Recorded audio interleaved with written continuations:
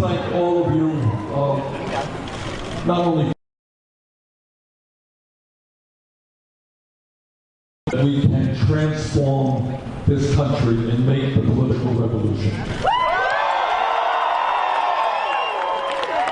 Let me introduce you all know Jane Kim. Jane, come on up here.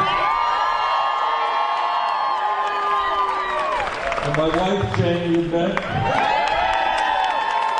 My son, Levy. My daughter, Karina.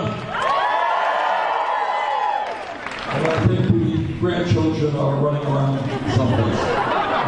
They'll probably pop up today.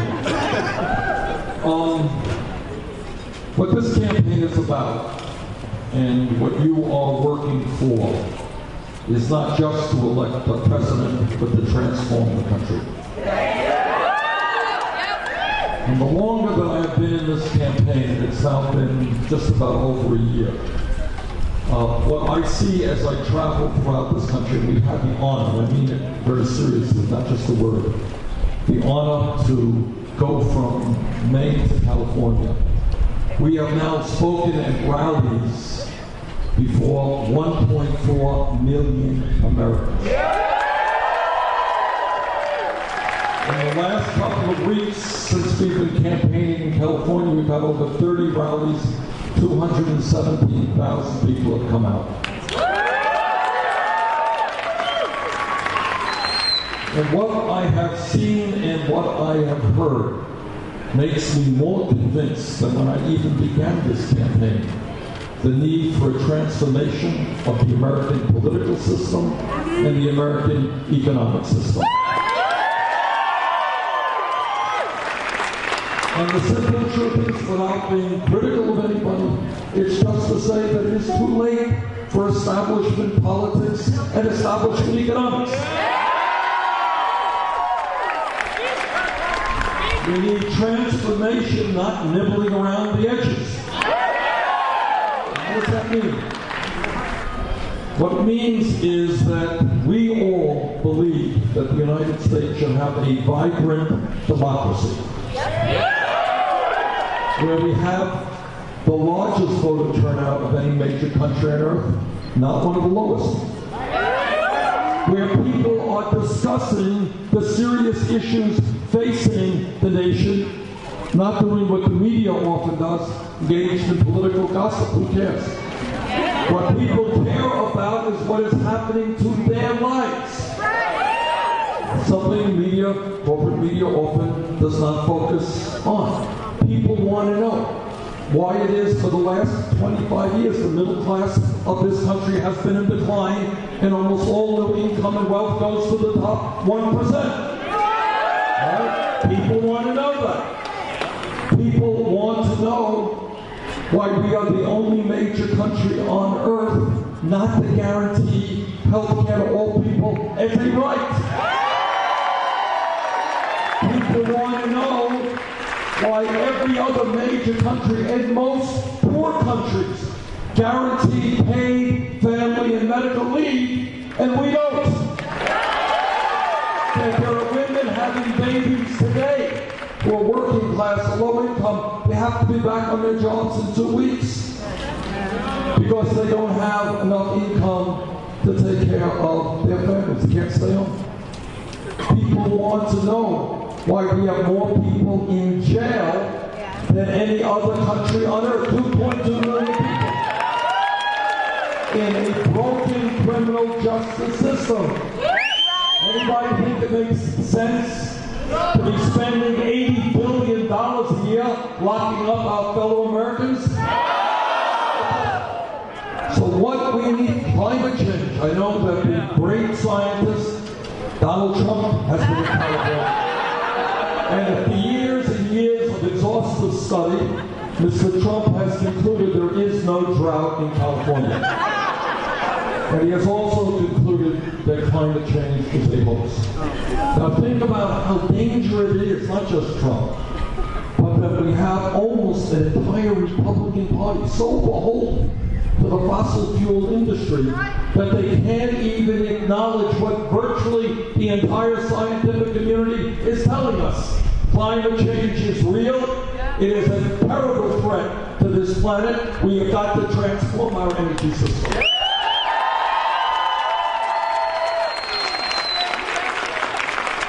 And by the way, if we're going to do our best to make sure that our people have clean drinking water, we're going to have to end fracking as well.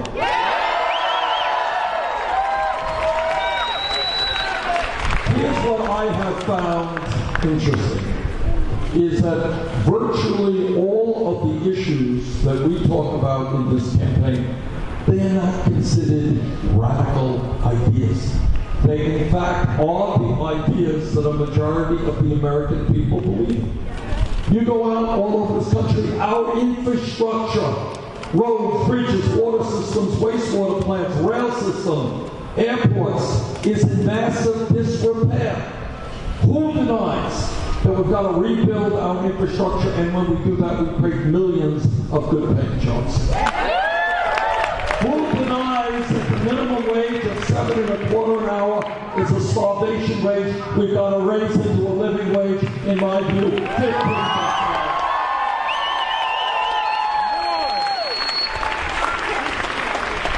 So what this campaign is about is making the profound statement that given the power of the ruling class in this country today, and we've got to be honest about that, we have got to understand that Wall Street has endless supplies of money. I use that word advisedly, endless. They spend billions of dollars to get deregulated. They spend billions of dollars to have the Congress bail them out.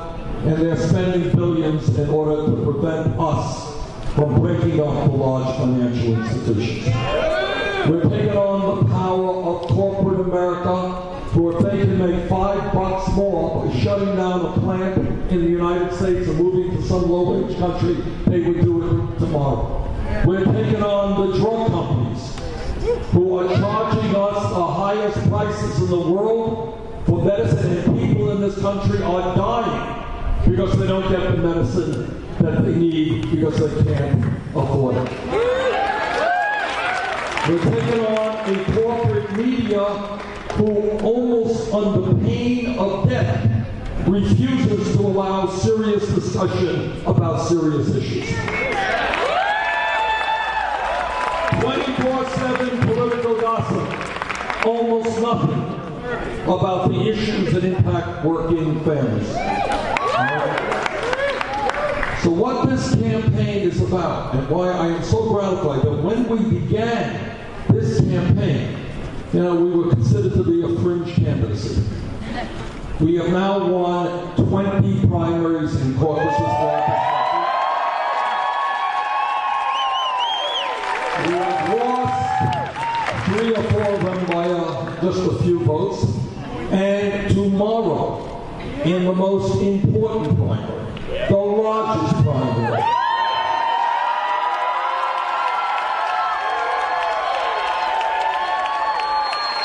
the primary that has 475 pledged delegates, because of the work you have done and because of the work you are doing right now, I think we've got an excellent chance to win this.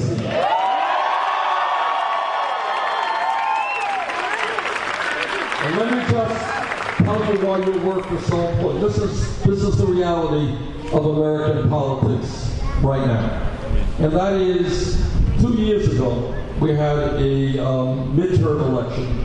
63% of the people didn't vote. Joe, know that? 60 to 80% of young people didn't vote. Overwhelming majority of low-income people didn't vote. But things are beginning to change. Yeah. And here is where we are today. Let me be as honest and straightforward with you and why your work is making all of the difference. Tomorrow, if there is a large voter turnout, and I want to tell you something which I am proud of, and I want everybody here to be proud of. I think in a significant way, not completely, but because of our campaign and the energy that it is bringing forth, there has been an incredible surge in voter registration here in California. And what that surge has understand it, is about is young people registering to vote, Latinos registering to vote, and we should all be very proud of that we are bringing people into the political process to reclaim a vibrant democracy.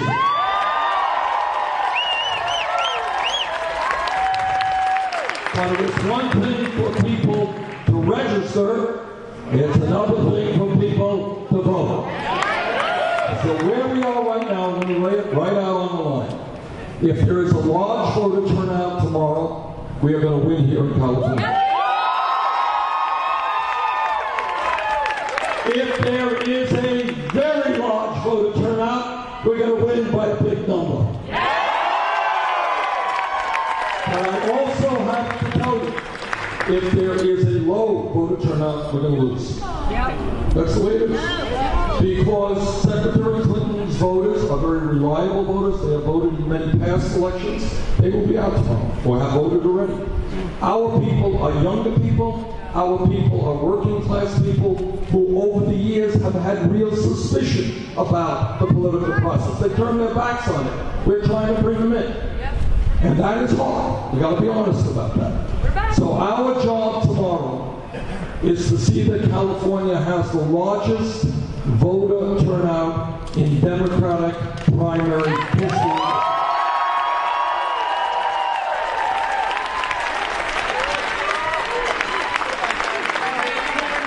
And I think we can do it.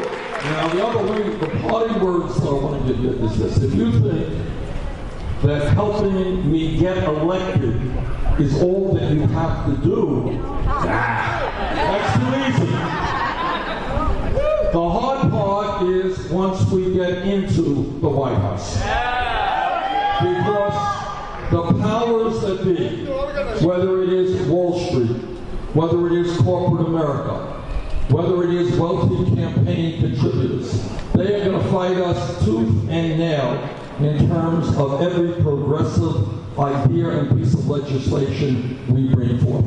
And what we have got to do, this is not easy, this is unprecedented. How in fact do you create a vibrant democracy in America? How do you create a Democratic Party which is more than a group of people raising money from wealthy campaign contributors? I'm temporarily going to dip out of Bernie and take you to Tonopah, Arizona, where we're dealing with an animal hoarding situation.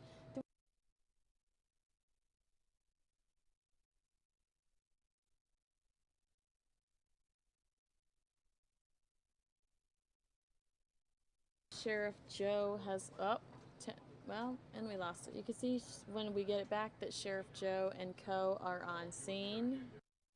I'm going to take you back to Bernie Sanders. He might be wrapping up, I'm not sure, but I'm going to take you back there.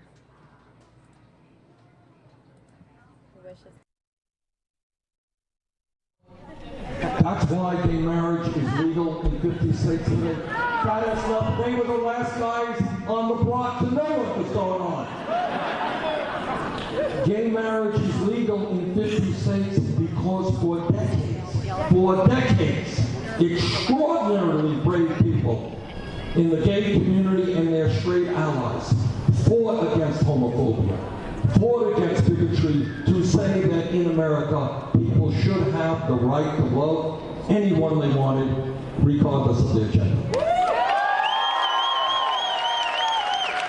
That is my point, is that change, to paraphrase the great abolitionist Frederick Douglass, it's never given to us. Freedom is never given to us. You gotta fight for it. So today, 99% of the American people, they accept the fact that, oh yes, 29 million people have no health insurance. Oh yes, most of you are underinsured with high deductibles and high co-payments. Oh yes, you can't afford your prescription drugs. Well, that's the normal course of events. It does not have to be the normal course of events.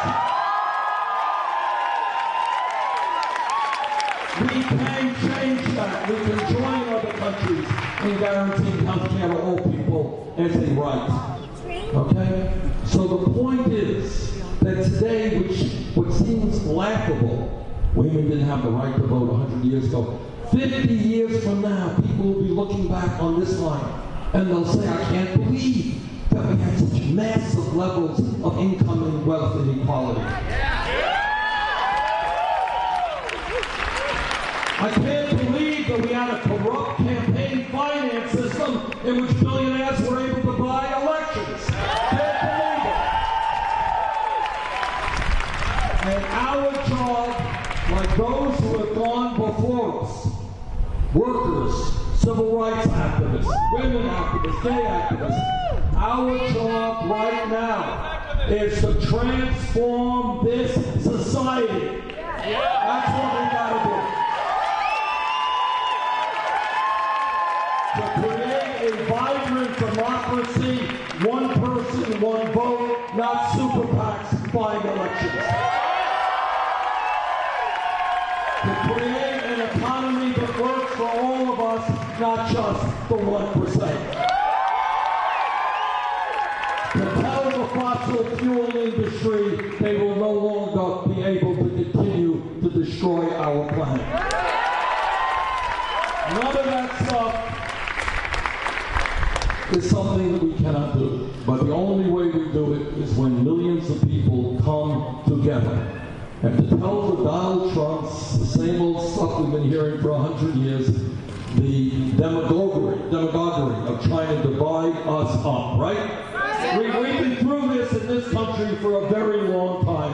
We're supposed to hate somebody else just the color of their skin is different, or they came from a different country. Well, you know what, Mr. Trump, we're beyond that now. Not gonna work anymore. We're going to come together and fight for a nation that works well for all of our people. So that's what this campaign is about. We're going to win tomorrow in California because of your efforts.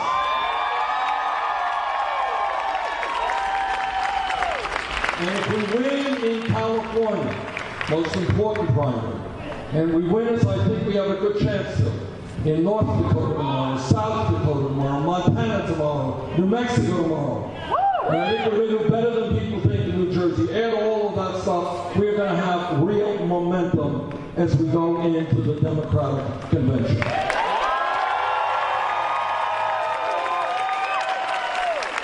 I just want to thank all of you for being here, for your help on this campaign, and for what I know is the truth in many, many instances, your struggles over the years to make this country a better, more just society. Thank you all very much.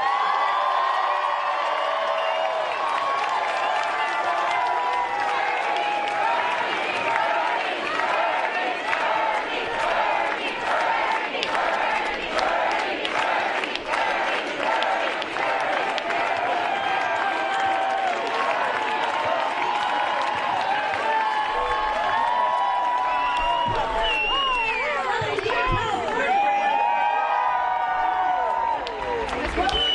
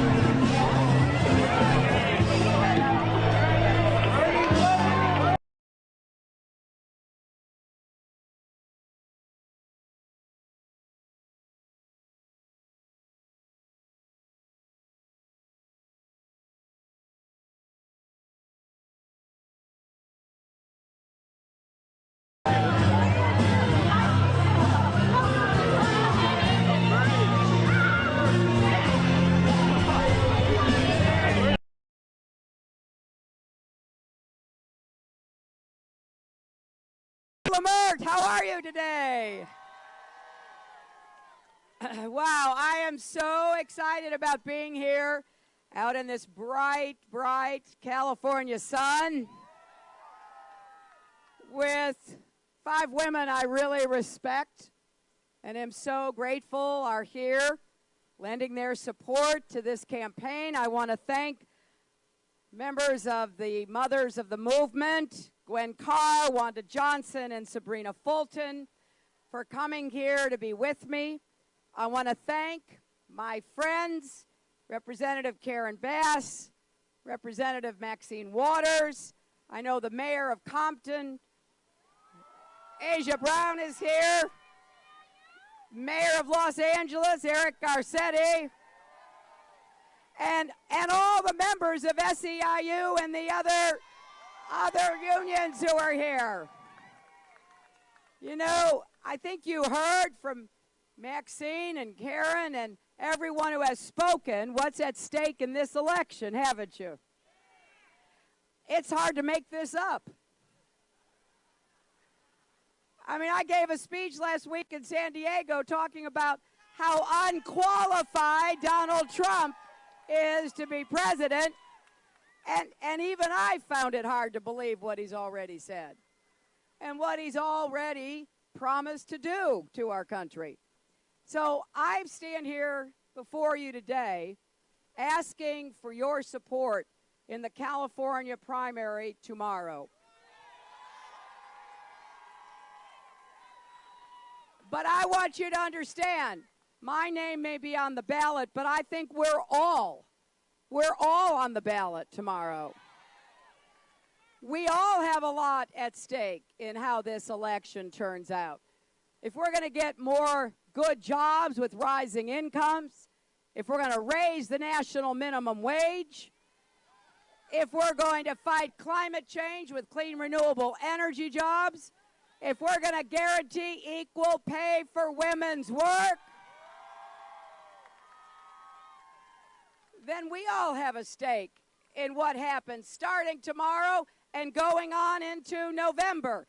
And we're going to talk about it every single day, as my husband might say, until the cows come home. Because we've got to tell the rest of the country that Donald Trump is not qualified to be president. He is temperamentally unfit to be commander-in-chief. And it's all of us who have to stop him from getting anywhere near the White House.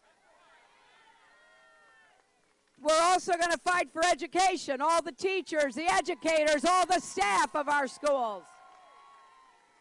We're going to support them, starting with early childhood education, to better prepare every one of our kids, no matter what zip code that child lives in.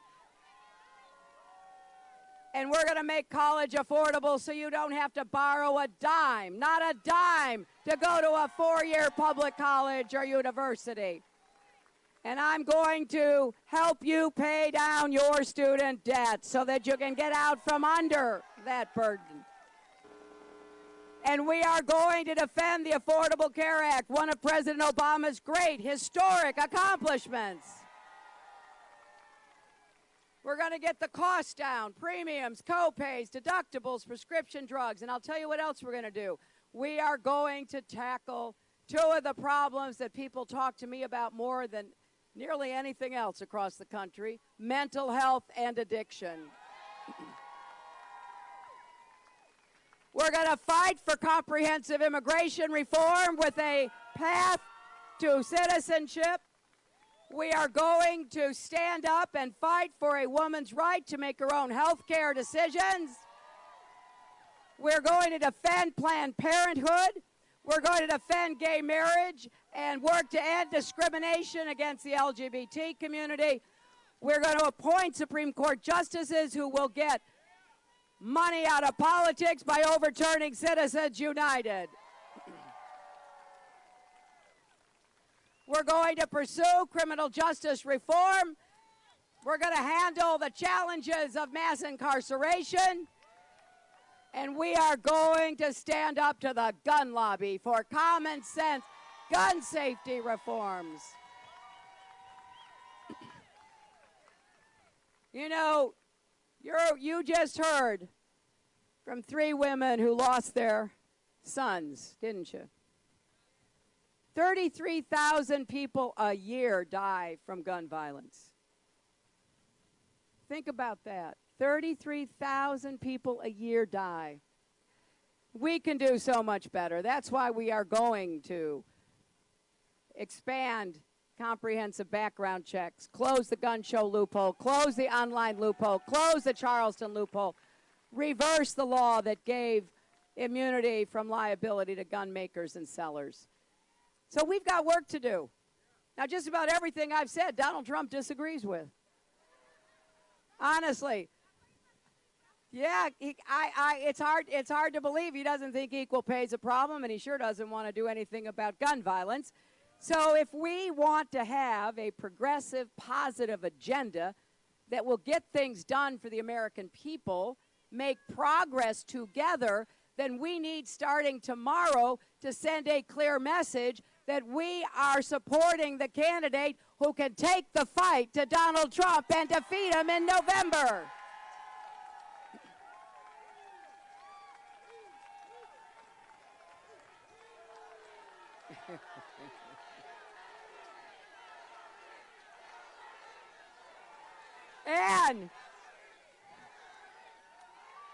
And we also have to remember that our president is also our commander-in-chief.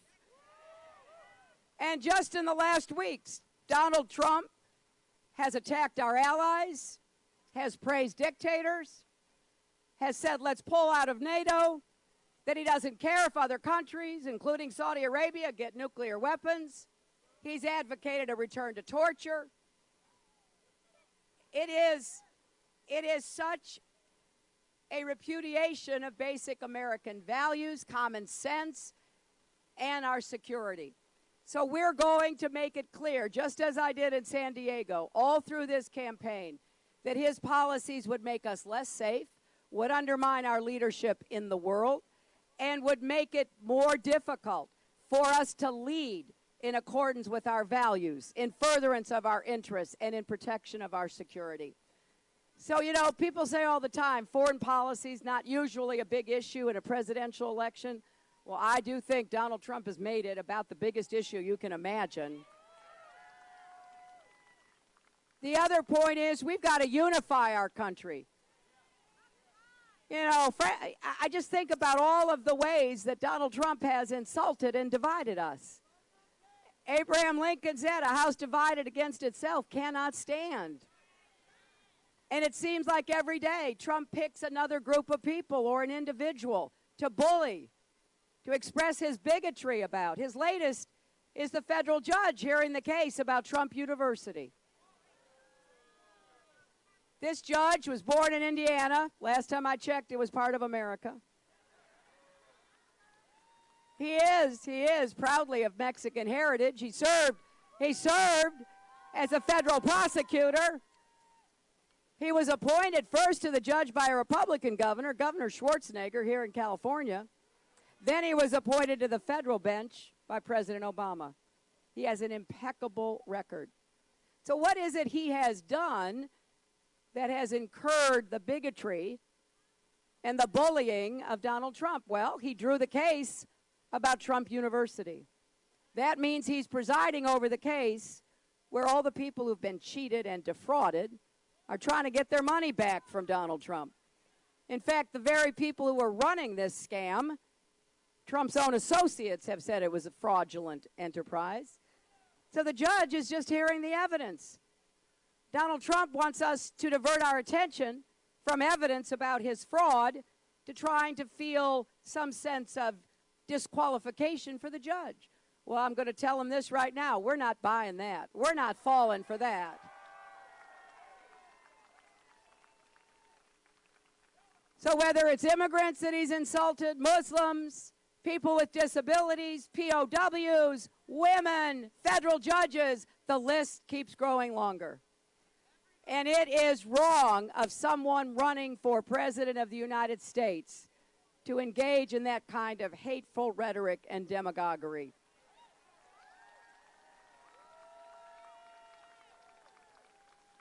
So we're going to work to unify our country, bring people together. I stopped at Hawkins Hamburgers in Watts to buy a great hamburger, which I highly recommend. And I talked with some of the people who have worked with Maxine over the years, dealing with hard problems, economic development, work against gangs, more jobs and opportunities for young people. You don't do that hard work by pointing fingers at each other. You do that work by rolling your sleeves up and sitting across the table from folks.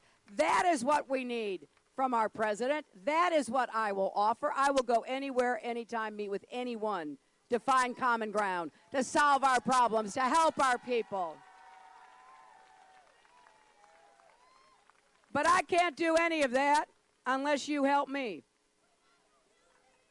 Now, have some of you already mailed in your ballots? Thank you. Do some of you still have ballots sitting at home on the kitchen counter? Well, you got two choices. You can go home tonight and you can fill out that ballot and send it in as long as it's postmarked by tomorrow, or you can show up and vote tomorrow. I'm not expressing a preference so long as you vote. And I would be honored and humbled to have your support. And I want you to know that if you will come out and vote for me tomorrow, I will work for and fight for and do everything I possibly can to bring our country together. We are stronger together to have a positive future filled with confidence and optimism. So please come out and vote tomorrow. Thank you so much, Lamert.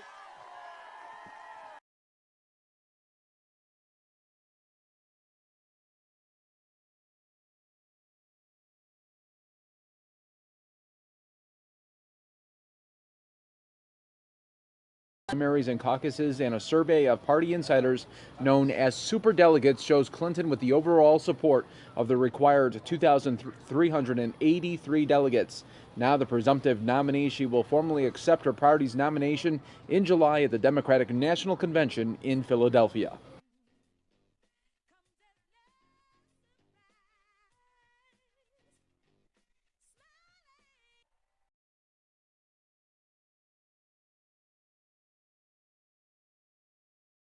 Love this. She said, "We weren't able to shatter that highest, hardest glass ceiling this time, but thanks to you, it's got about 18 million cracks in it." So to Hillary, though, it wasn't about her, but about the people that she was fighting for. So she picked herself right up and she campaigned across this country to help Barack Obama get into the Oval Office.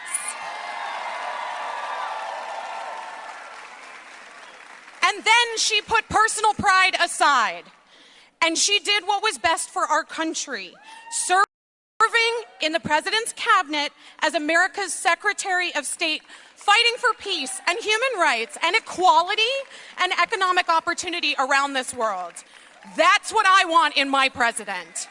That's what I want in a leader. It's what I need as a role model for my children. So tomorrow, on June 7th, 2016, let's come together and let's finally shatter that glass ceiling. So for the first time in history, a woman is nominated for President of the United States. I'm here today because of my mother and my grandmothers. Sometimes I think it's very easy to take progress for granted. When my mother was coming of age, a woman couldn't even get a credit card without a male cosigner. My mom told me a story 2 days ago about her first job interview after graduating from college, where the man interviewing her patted her on the knee and said, "Sweetheart, don't concern yourself with difficult work, focus on a family." Today, though, make no mistake, there's a real war on women and on our rights.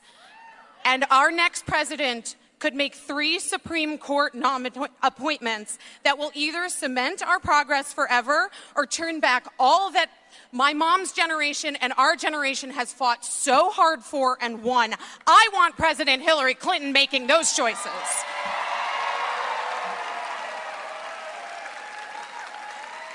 I'm here today because I'm a mom myself, like many of you. And just please know, I know how blessed and fortunate my life is. When I became a mom, I was able to take my babies to work with me. But 2 out of every 5 women working in America today do not have paid maternity leave. They have to choose between leaving their newborn baby and the job that their family depends on. President Hillary Clinton will change that.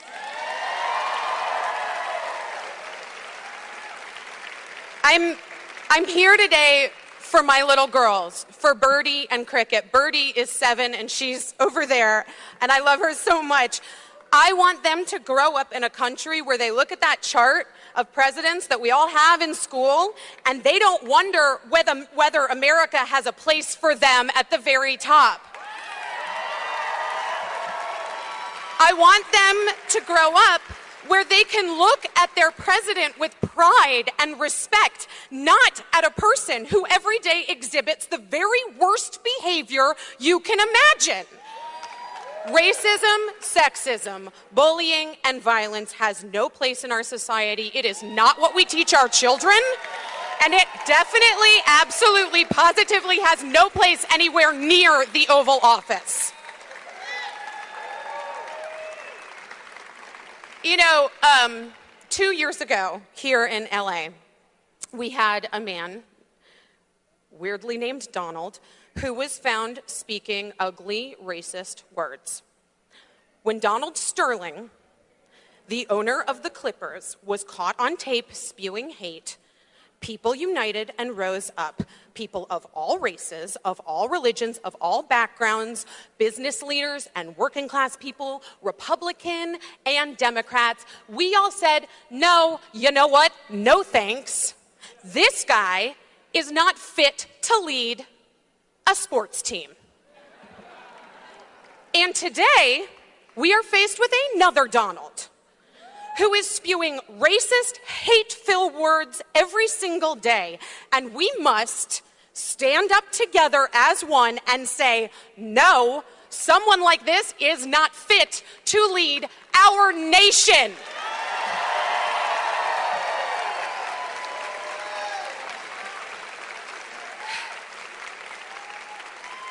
So tomorrow, for our great glass ceiling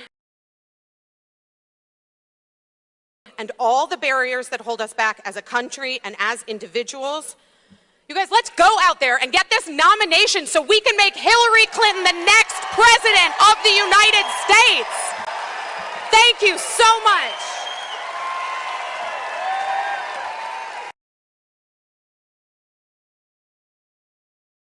We do have breaking news for you. She has clinched the Democratic nomination. Ladies and gentlemen, Mayor Robert Hillary Garcia. Clinton has commitments from the number of delegates needed to become the Democratic Party presumptive nominee for president. That is what the AP is reporting. Thank you. Now, as mayor of this great city, it's my honor and a pleasure to welcome all of you to Long Beach. And we especially, of course, want to welcome the next President of the United States. It's great to be here with you at Long Beach City College. And like you, I want a president who's going to stand up for teachers, for students, and for our schools.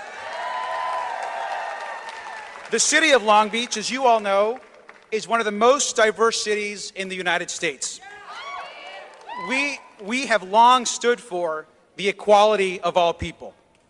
And Secretary Clinton has stood with us and knows how to fight to protect the people and the values that we care about. She will continue the legacy of President Barack Obama and will not turn back the clock on women's rights and marriage equality.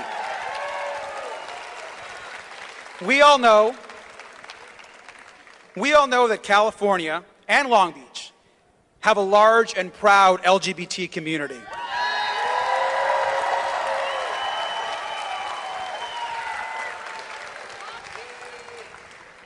And our community, of which I am a member, we trust Hillary Clinton to fight against LGBT discrimination in the workplace,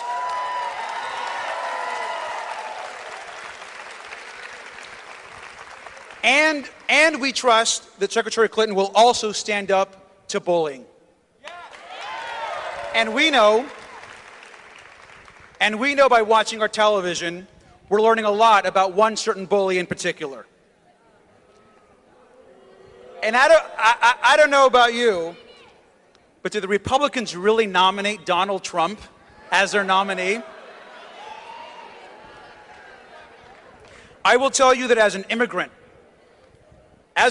myself from a family of immigrants, even though I was not born in this country, I am as American as Donald Trump.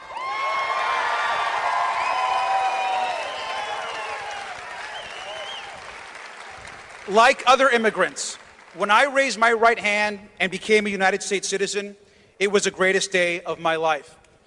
And I knew that day that I'd never be able to give back to my country what my country has given to me. Now, Donald Trump believes that immigrants and people like me and my family should not be given a chance to contribute back to this country. Well, thank goodness we have Hillary Clinton in our corner.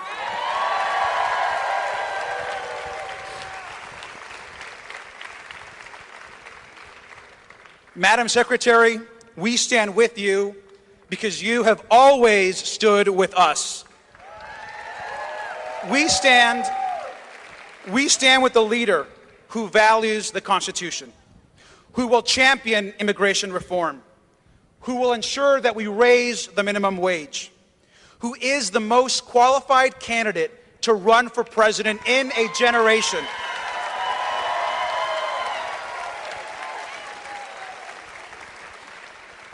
And who will inspire Americans to be our best, a nation of dreamers and optimists. Now, there's a lot of talk about a lot of new folks joining the Democratic Party and the youth vote. Well, look around. Young people are supporting Hillary Clinton.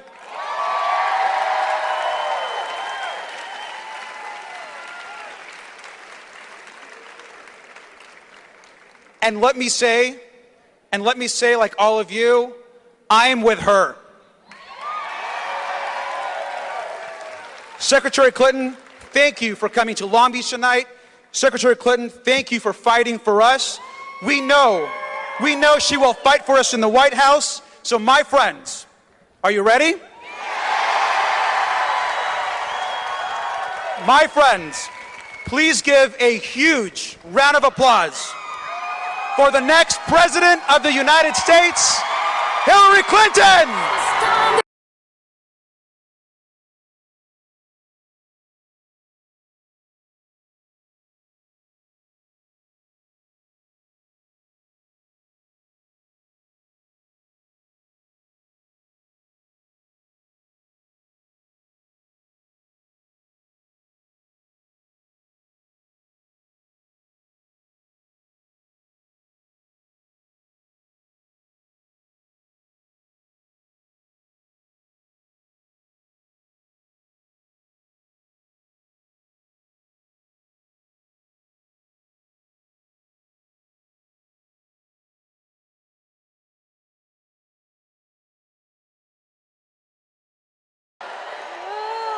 Thank you so much. Thank you. I'll tell you what, it is great to be back in Long Beach. And to be introduced by your young, dynamic mayor, Mayor Garcia. Thank you so much. I also want to thank Lieutenant Governor Gavin Newsom for being here. State Senator Ricardo Lara, State Senator Kevin De Leon, And I want to thank the entire Long Beach City College team led by President Oakley. I want to thank Busy Phillips, Alice Goff, Eric Bauman, and Samantha Ronson. Thank you all for being with me. I got to tell you, according to the news, we are on the brink of a historic, unprecedented moment. But we still have work to do, don't we? We have 6 elections tomorrow, and we're going to fight hard for every single vote, especially right here in California.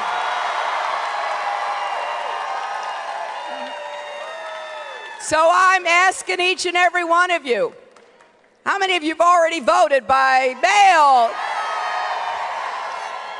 How many of you have a ballot at home on your kitchen counter?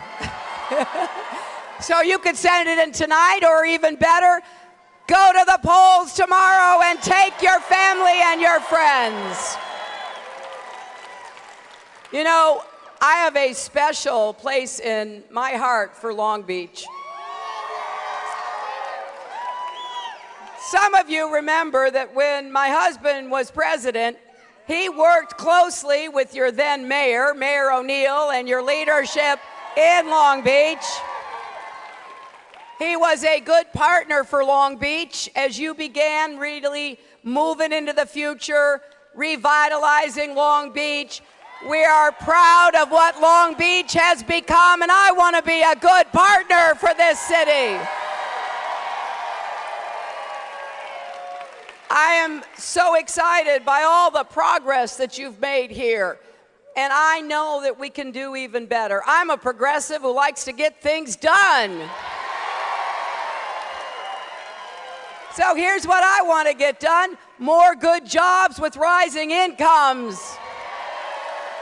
More jobs in infrastructure, our roads, our bridges, our tunnels, our ports, our airports, our water systems. I want us to bring manufacturing back, and if we make it here in America, we will put people back to work, and we should, because we often invent it, so why have it made somewhere else? We can use that great port here to be exporting as well as importing. And we're going to fight climate change. I have a plan to install 500 million more solar panels by the end of my first term, and enough clean, renewable energy to power every home by the end of my second term.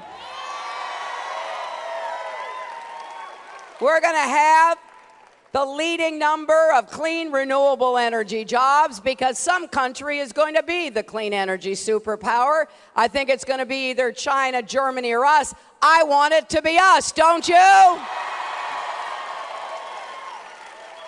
In addition to growing the economy, we're going to make it fairer. We're going to raise the national minimum wage, like you've done here in California. We're going to do more to help small businesses that create most of the new jobs in America. And we are finally going to guarantee equal pay for women's work.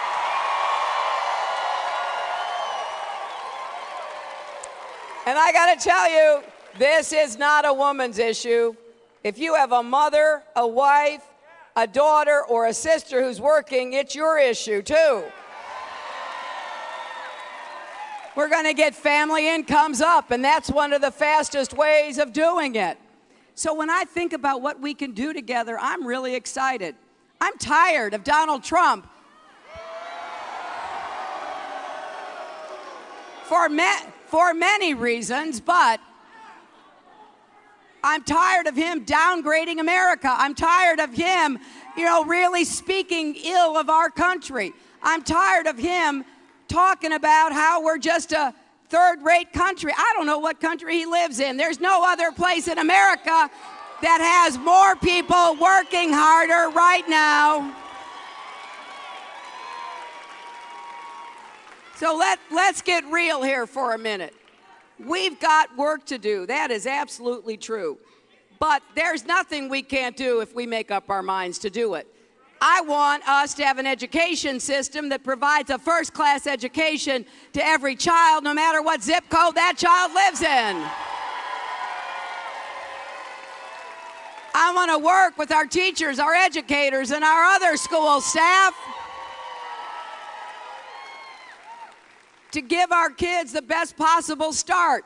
In order to do that, we've got to begin with early childhood education so that when they get to school, kids are ready to learn. And we are going to finally get the cost of college affordable for families. I want to make it possible that you do not have to borrow a penny to pay for tuition at any four-year public college or university.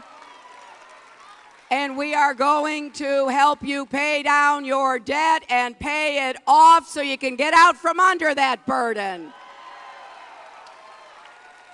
I'm going to defend the Affordable Care Act, but I want to improve it. We're going to get the cost down, premiums, co-pays, deductibles, prescription drug costs. And then there are two issues that I want to tackle with your help: mental health and addiction.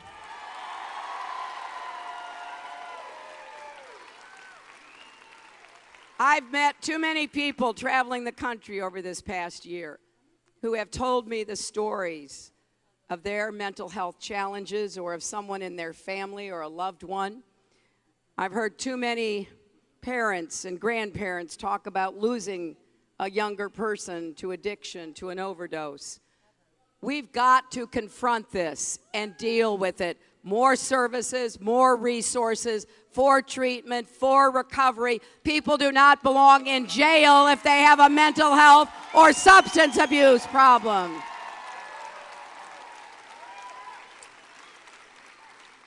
Now, when you talk about what most people are concerned with, it comes down to their families, their lives, their futures. So that's why jobs is number one, education and health care. But we've got more work to do besides that. I'm going to introduce, in my very first days as president, comprehensive immigration reform with a path to citizenship. I'm going to build on the good work President Obama has done, for which he doesn't get enough credit, by the way, for all that he's done on the economy and health care.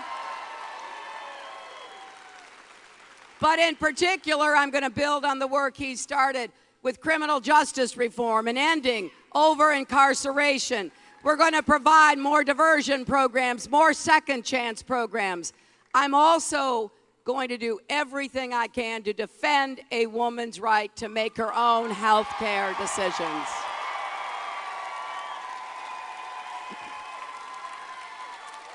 And that includes defending, not defunding, Planned Parenthood.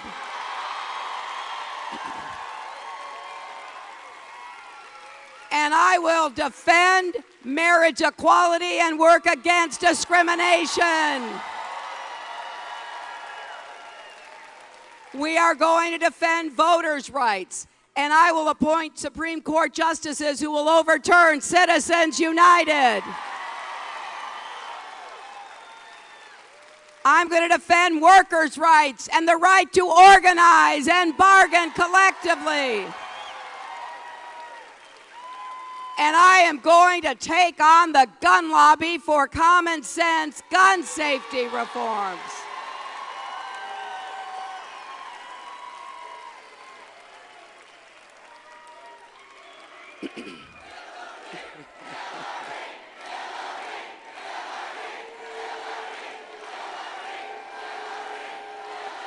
I'll tell you,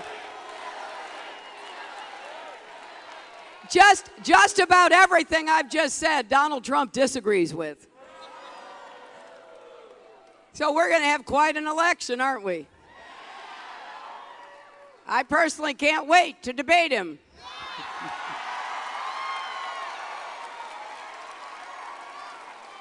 But you know, when you vote tomorrow, you're not just voting for the next president, you're voting for the next commander-in-chief. And I gave a speech in San Diego a few days ago that outlined all the reasons why I believe he is not qualified to be president, and he is temperamentally unfit to be commander-in-chief. I have to confess, when I was preparing that speech and going through it, even I would say, he really said that? But in fact, he did. He's attacked our closest allies. He has praised dictators. He has said we ought to pull out of NATO, our premier defense alliance. He has casually suggested he doesn't care if other countries, including Saudi Arabia, get nuclear weapons. He's advocated a return to torture. He said that he would order our military to kill the families of suspected terrorists, which is an international war crime. Now, I know that foreign policy is not always a big issue in the presidential election, but here's what I want you to know and understand. That's, just ignore that. What I want you to know and understand is this.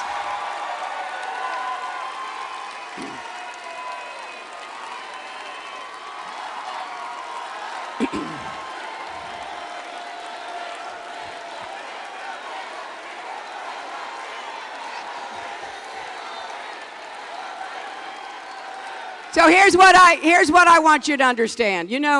When you're in the Situation Room in the White House, the hard decisions are the ones that get to the president. If they're not hard, somebody else decides them along the way. And when we had intelligence that we perhaps knew where bin Laden was, I was part of the small group to analyze that intelligence and to work with my colleagues to make a recommendation to the president. It was personal to me because I was a senator from New York on 9/11.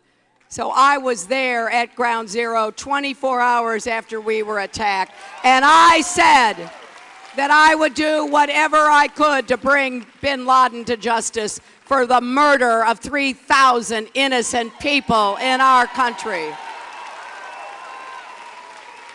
So we went over all the intelligence, and finally the president said, after days of this, that he wanted each one of us to go around the table and give a recommendation. The people at that table were experienced, expert, everybody I respected. But each person had a slightly different take. Some people said, you know what, the intelligence is not strong enough, we shouldn't act. Others said, you know what, it's strong enough for a missile attack, but not to send in special forces. And then the third option was, it's strong enough and we have to send in special forces because otherwise we'll never know whether or not we got them. I was in that third category, and I recommended that to the president. But here's what I want you to understand.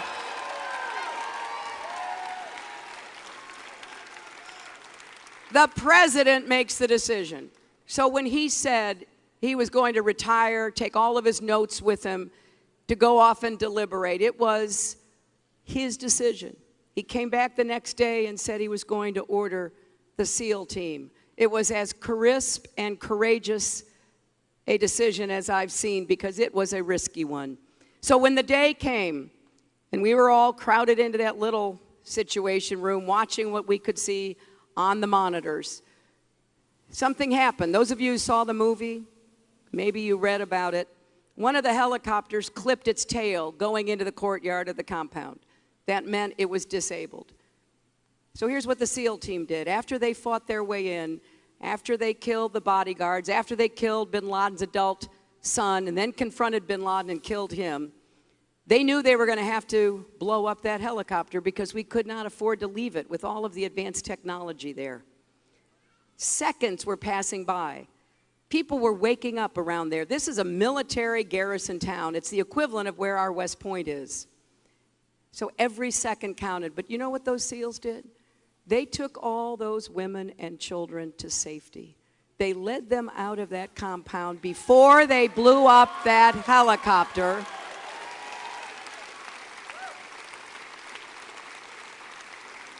That's what Donald Trump doesn't understand. That is honor. That is a representation of the values of the American military, the American people, and our country.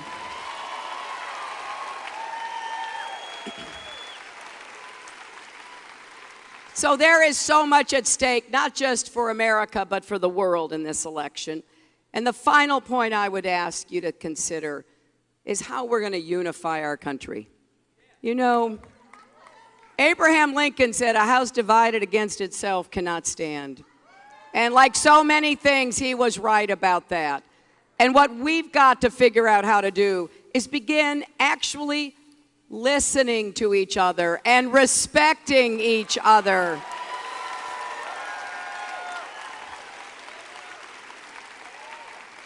Unlike Donald Trump, I don't think I have all the answers. If you want to vote for somebody who you think has all the answers, well, you've got Donald. He said when asked who his advisors were on foreign policy, he said, well, I listen to myself because I have a very good brain.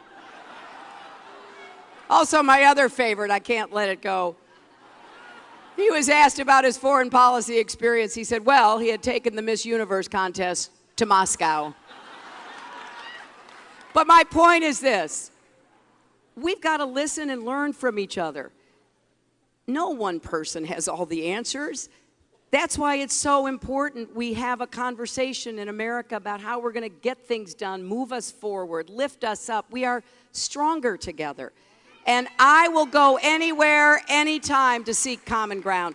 I'll talk to anybody. I did as First Lady. I did as a Senator. I did as Secretary of State. And I will certainly do that as President.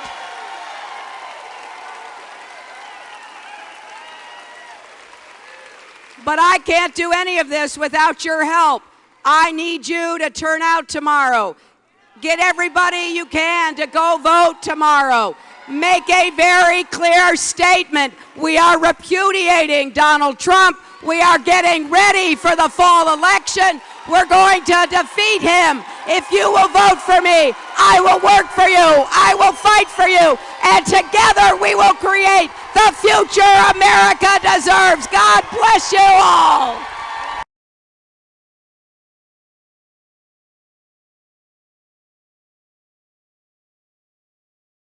Welcome to the Fox 10 News Now stream. We just saw Hillary Clinton wrap up a rally.